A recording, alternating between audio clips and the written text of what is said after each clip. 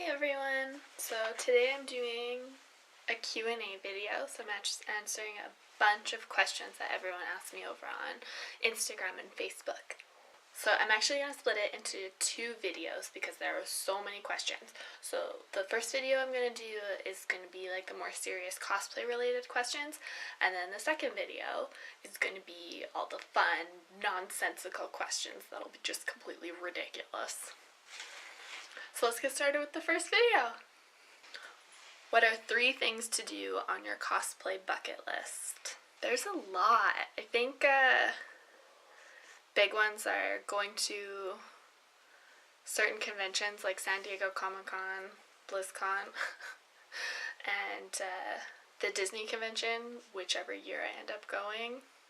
I have some dream cosplays, so like finally being able to do a Disney princess. Having the ability to sew my own Disney princess would just be amazing. So that's on my bucket list. That's something I feel like I can work towards it. And I guess body confidence, like being able to wear cosplays like Red Sonja or Nidalee to a bigger con, a popular con, where I'm at the mercy of everyone staring at me, where I can be judged just like the internet. So conventions, cosplay, and body confidence. What has been your favorite con, and which con would you really like to go to? This is a hard one. I think I'm still going to have to say Anime Expo is my favorite. For me, it's about being able to have fun for the whole weekend, and it's nice to get away, but I really like being able to be local in my own town. So we'll always probably be Edmonton. As far as conventions I really want to go to, I basically just answered that, but definitely BlizzCon, San Diego Comic-Con, the Disney convention, New York Comic-Con, if I can ever get that, all of the East Coast Canadian conventions so I can hang out with Sibelia. What are your favorite kinds of shoots, portrait or action shot? This is kind of cool. I definitely like shoots where it looks like I'm in motion, where I'm acting as the character. But then again, I do like posing for shots where I'm doing something more model-y. I do like both. I think they both have their benefits depending on which character I'm in. What do you do besides cosplay? Are you implying that I have a life? Yeah, but really, I don't have a life. I don't have a job right now, so I've been working hard to focus as much as I can on my cosplays and see if I can make something for myself out of that. So I basically spend my days networking, sending out emails, talking to contacts, writing blog posts, creating content for Patreon and all my social media. So my life revolves around cosplay. Do you make your own cosplays? Yes, definitely. The only cosplay that I haven't made myself is the Anastasia costume, which is a free product I got in exchange for a review. And you can find the review for that over on my blog. Are you going to Anime Expo? No, unfortunately not, because that's in LA and I'm in Canada. But I am going to Emerald City Comic Con at the beginning of March, so if you're there, come say hi! Would you consider Japanese anime characters? I'm actually a huge fan of Studio Ghibli, and those are Japanese animated films. I could see myself doing a cosplay from that. I'm a huge Totoro lover.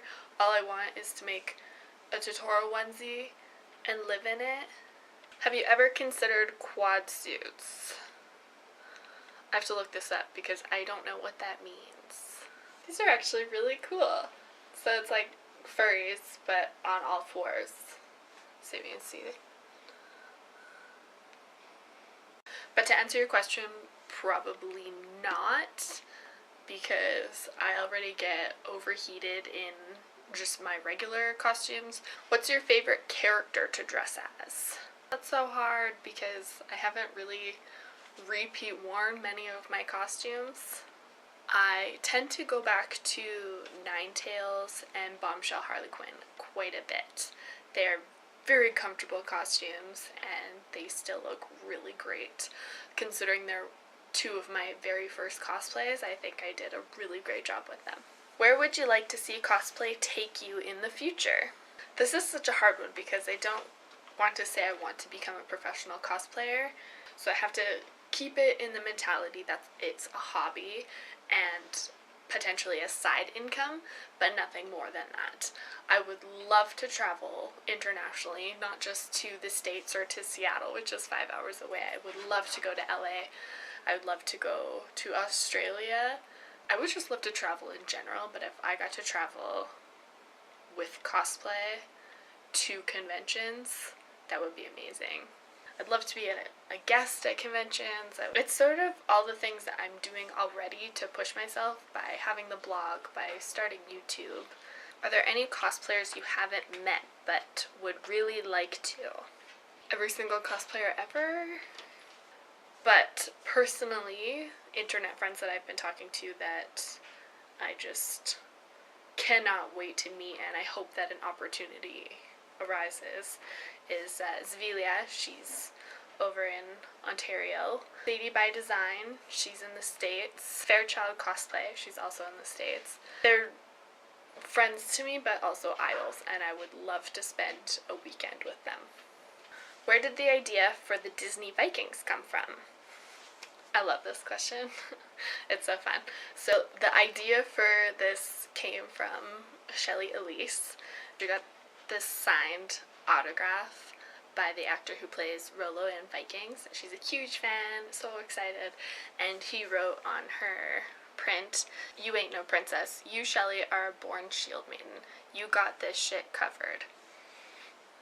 So of course the idea was born that she wanted to do a princess shield maiden. And then the group was born! What do you do when you feel unmotivated to finish a cosplay? This happens a lot, and more than it should, especially when I'm not under the pressure of an upcoming convention to get something done. Usually I'll write lists or just plan something out, like a schedule, just to get me back on track and get me doing little things and to get me excited about the costume again. Dream group that hasn't happened yet. Maybe just a giant group of people wearing onesies. So we have a couple long-winded questions to get to, both from Gary on Instagram. Okay, let's start with the short one because it's less reading. A couple years ago, a few comic book artists claimed that cosplayers added no significant value to their genre and in fact hurt sales. How do you see the synergy between the comic animation world and the world of cosplay? I remember seeing articles about this back when I did one of my own articles about how cosplay's for everyone, but I remember seeing a couple like Facebook statuses from artists at conventions saying that they don't like seeing cosplayers there, that it really takes away the value of their work.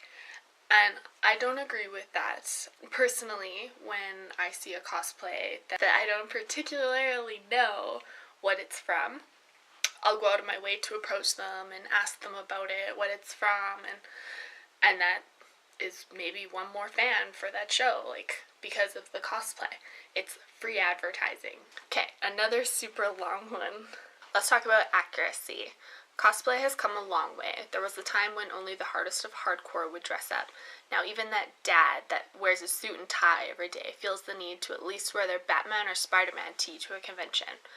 Acceptance has come a long way, but what about those that do a decent job to get into character but perhaps only know the TV version of Supergirl, or have only seen Black Canary on The Arrow? Or what about that same dad that only remembers Spider-Man from old campy 60s cartoon? Are they wrong to dress up if they don't know the full lexicon of their character?